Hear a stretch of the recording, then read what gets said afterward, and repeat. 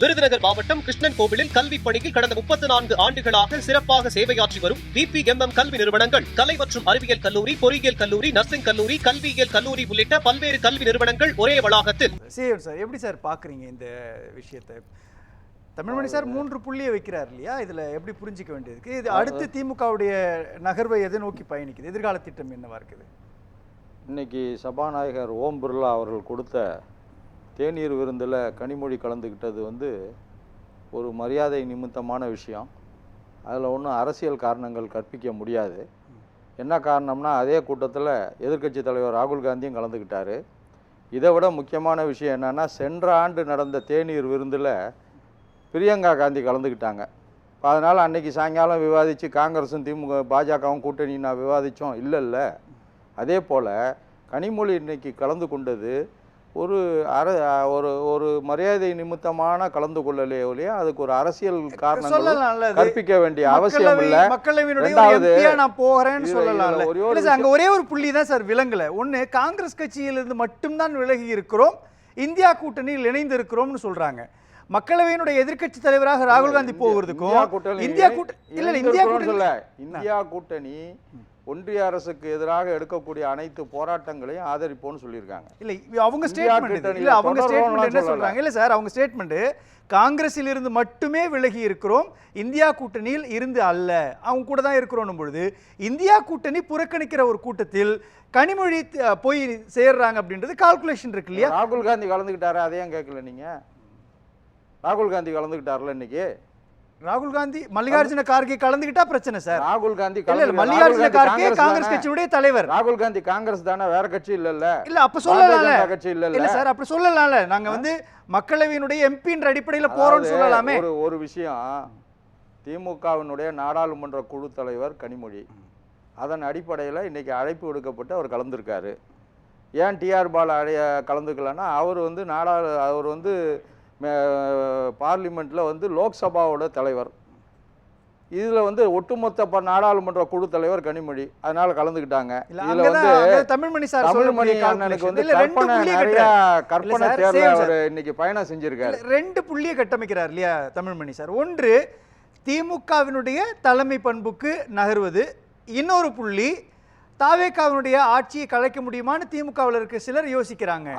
அதுக்காக பயன்படுமா இந்த சந்திப்புன்ற ஒரு காரணம். தமிழ்மணி முதுநிலை வழக்கறிஞர் அவர்கள் ஒரு கற்பனை தேர்ல இன்னைக்கு பயணிக்கிறாரு.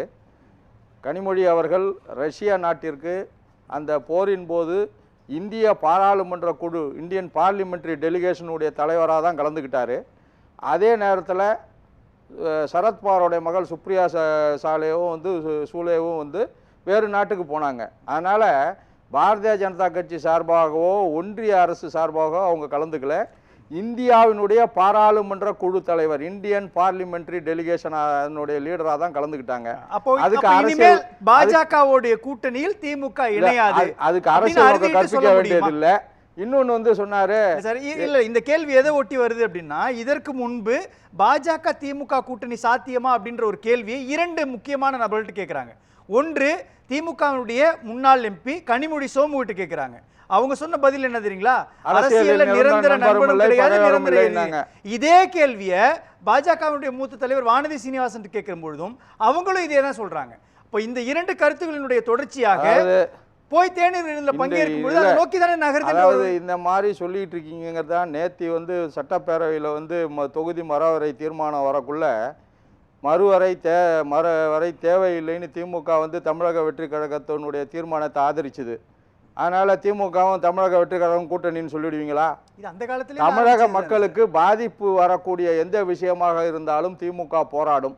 தமிழர் நலனுக்காக திமுக போராடும். கொள்கை சம்பந்தமா சொல்லுங்க. அதனால ஒரே கேள்விதான் சார், கூட்டணி இல்ல சார், கூட்டணி பாஜகவோடு இருக்கிறதா இருப்பீங்களான்னு கேட்கும்போது ஒரே நிமிஷம், கூட்டணி பாஜகவோடு இருக்கிறதா இல்லையா, தொடருவீங்க சேருவீங்களா அப்படின்னு கேட்கும்பொழுது கொள்கை எதிரி அவர்களோடு சேர மாட்டேன்னு ஒரு வார்த்தை சொன்னிட்டீங்கன்னா முடிஞ்சே போயிருக்கும். ஆனால் அரசியல் ஒரு விஷயம் தெரிஞ்சுங்க, தமிழர்களுடைய நலனுக்கு பயக்கும் விஷயம் எதுவாக இருந்தாலும் அதை திமுக ஆதரிக்கும். தமிழர்களுக்கு நல்லது நடக்கும் என்றால் திமுக ஆதரிக்கும். தமிழர்களுக்கு எதிராக யார் எதை செய்தாலும் அதை திமுக எதிர்க்கும். பாஜக கூட்டணி தமிழர்களும் திமுகவும் ஒன்று. சார், தமிழர்களுக்கு ஒரு நலம் பயக்கும் விஷயம் என்றால் அதை திமுக ஆதரிக்கும் சார். பாஜக கூட்டணி ஒரே ஒரு விஷயம், இவ்வளவு கேள்வி கேட்குறீங்கல்ல, விஜய் பாரதிய ஜனதா கட்சி பெற்றெடுத்த பிள்ளைன்னு திருமாவளவன் சொன்னார், விடுதலை சிறுத்தை கட்சியினுடைய தலைவர். அவர் இன்னைக்கு அந்த கூட்டணியை ஆதரித்து மந்திரி சபையில் இடம் பெற்றுட்டார். அவரை போய் கேள்வி கேட்டீங்களா? ஏங்க நீங்கள் இப்படி சொன்னீங்களே விஜய் வந்து பாரதிய ஜனதாவோட பிள்ளைன்னு, இன்னைக்கு அப்போ நீங்கள் வந்து பாரதிய ஜனதா பிள்ளையோட கூட்டணி வச்சதுனால நீங்க பாரதிய ஜனதா கட்சி கூட்டணி ஆயிட்டீங்களான்னு கேட்டீங்களா? அதை கேட்டீங்களா யாராவது?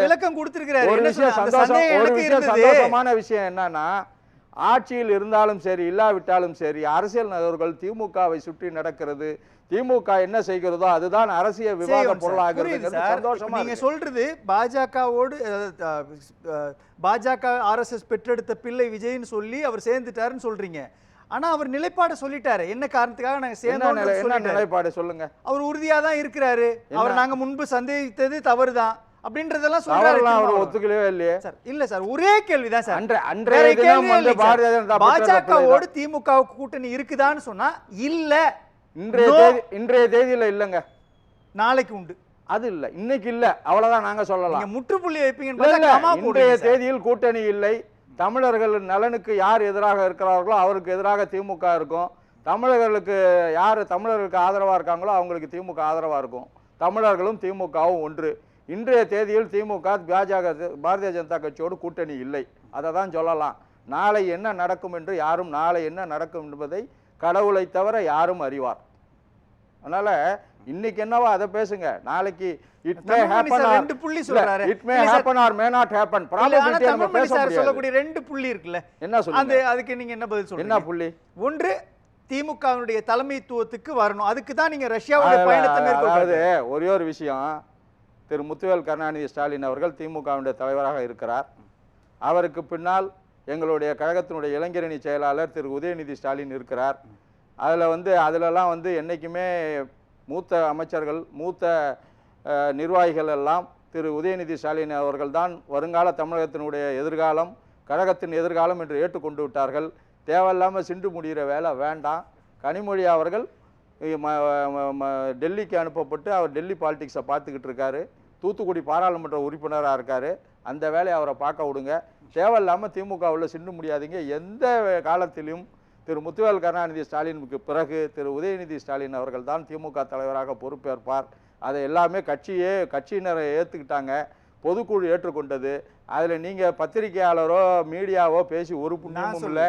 நீங்கள் எத்தனை சிண்டு முடிஞ்சாலும் அதில் எந்த தமிழ்மணி சொல்லட்டும் இல்லை வந்து ஆங்கில மணி சொல்லட்டும், யார் சொல்லியும் ஒன்றும் நடக்காது. எங்களுடைய எதிர்காலம் திரு உதயநிதி ஸ்டாலின் தான், அதில் எந்த சந்தேகமும் வேண்டாம்.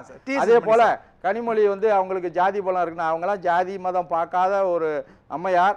அதே போல் அவங்க டெல்லிக்கு போனோடனே அவங்க வடநாட்டவராக மாறிட்டாங்கங்கிறாங்க. எத்தனையோ முறை பாராளுமன்றத்திலே புடவை அணிந்து கொண்டு விவாதங்களை பங்கேற்றிருக்கிறார்.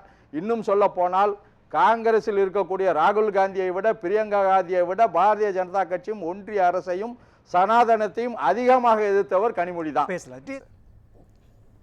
திமுக வந்து வழக்குகளை கண்டு பயந்ததில்லை. மிசாவையே இது பார்த்தோம். அதே போல் 2011 2016 வரை அம்மையார் ஜெயலலிதா இருக்கக்குள்ள நில அபகரிப்புன்னு சொல்லி எங்கள் மேலே பொய் வழக்குகள் போடப்பட்டு ஆல்மோஸ்ட் அனைத்து தலைவர்களும் கைது செய்யப்பட்ட போது கூட நாங்கள் பயந்ததில்லை. அதே போல் மணி அண்ணா சொன்னாங்க அதிகார தொடர்பு திமுகவுக்கு தேவைன்னு. அதிகாரம் தேவையில்லை, மக்கள் நலன் தான் திமுகவுக்கு தேவை. அதே போல் 3 அமைச்சரா 4 அமைச்சரான்னு பேரம் பேசுகிறதுக்கு ஒரு வாய்ப்புன்னாரு. அதெல்லாம் தவறான செய்தி. இன்று வரை பாரதிய ஜனதா கட்சியோடு திமுகவுக்கு கூட்டணி இல்லை. தமிழக மக்கள் நலன் தான் திமுகவுடைய நலன். அதனால் தமிழக மக்களுடைய நலனுக்கு எதிராக எதையும் திமுக சமரசம் செய்திக்காது. நன்றி சார்.